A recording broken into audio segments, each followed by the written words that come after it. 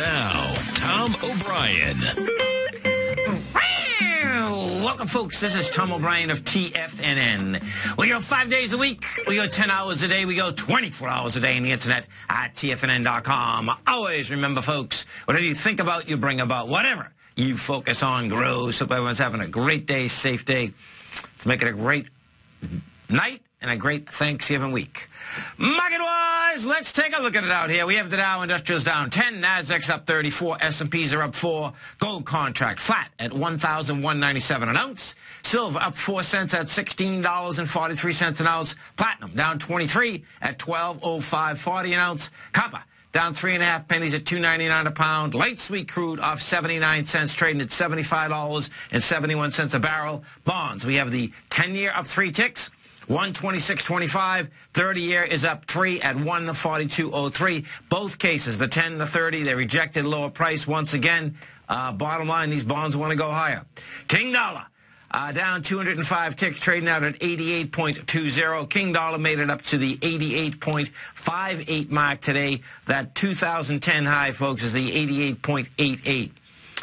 Euro down, up 46 ticks at 124.38. The yen is up 48, trading at 118.27. Our phone number is 877-927-6648. Give us a call, folks. Want to know what's going on in your world. In the world of the S&Ps, let's take a look at them. What do you have? You get that high that's out there on Friday, 2071.46. It's going to get tested. You know, we get a holiday week out here, folks. It's going to be low volume, sideways market, but what we did have on Friday at option expiration, that high has volume up there, so that's going to be tested at 2071.46. Going to Dow Industrials, the same setup in the Dow Industrials. That little baby wants to get tested. The Dow high, spike high out here was 894, 17,894. We made it to 793 today. NASDAQ Composite. Now, the composite itself is going to give us a lot of information out here. The reason being is that the composite is trying to test the high right as we're speaking right now. The composite high is 4751. We've hit 4750.92. Volume out here today is anemic, and that's what they expect for holiday week, no doubt. Bottom line, though, that baby does want to get tested. If we go to the SPY, the SPY, we take a look at the SPY. The SPY, we're at 207.09. That test in the SPY would be 207.84. NDX 100, we take a look at the NDX 100, the 3 Qs. We'll use the 3 Qs. That high that was generated out there on Friday was 104.69, and we've hit 104.68. I'd like to see it actually hit it right now, because when you actually hit the number, that is the ultimate test, folks. Gold contract. We go over to gold. We take a look at gold. What we have with gold is this. Gold looks to be building cause, folks, to try to get up and into the swing point from the October 21st level. That swing point is 1,255.60. Right now, we're at 1197. We've had sideways movement out here today. The low is 1192. The high is 1203. Bottom line is that you're building cause to get up and to test that level. You know, what we will see is that you're inside the larger range right now. So how it comes into that level is going to be crucial. The XAU, the HUI, they're both held up well. They've built cause, 3 separate signs of strength coming into the market the last few weeks. Oil. Let's go take a look at the oil market. What we have with oil out here is this. Oil continues to basically build cause for lower price. We take a look at this oil market out here today. You have natural gas down 2.6%. The gasoline's off 1%. Oil is off 1% also. We're trading out at the 75, 71 area. And what I expect you're going to see, once again, it's going to go after these swing lows out here. And we'll see how she handles the 73.22. It looks like 70 bucks wants to get hit once again. You know, what you had on Friday is that you had a small counter trend bounce on Friday. Didn't have the juice, gave it up on price. What you do have today is that you're coming down on lighter volume. So the expansion, I suspect that we're going to go test that swing low, which is 73.22. We've done 175,000 contracts today. Now, the swing low has really low volume. See, I'm going to take the prior day. It's still only 190,000 contracts, so it doesn't need a lot of contracts to get into this $70 level. Bonds. The ever-ready bond market, folks, just continues to reject lower price with lighter volume, and bonds, bottom line, refuse to give it up. We're at 126.25 in the bond market. That's the 10-year. The low of the high on October 15th was 127.04. This wants to go after this 130.17 mark. And this is going to be really bizarre because I can tell you last Friday, what you had in the bond market also was a rejection of lower price when, in fact, the market gapped away. That's really unusual. When you get a gap away market, folks, S&P's gap higher. Now, they certainly didn't hold their highs, but they gapped higher in the open. The bond market still didn't sell off, which is absolutely amazing.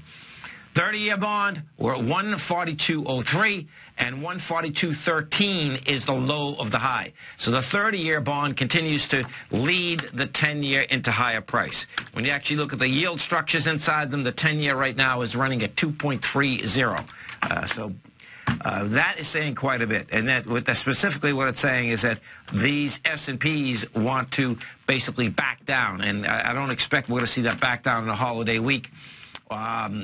This is a week where you have a couple different things end up happening. You have the holiday week happening, number one.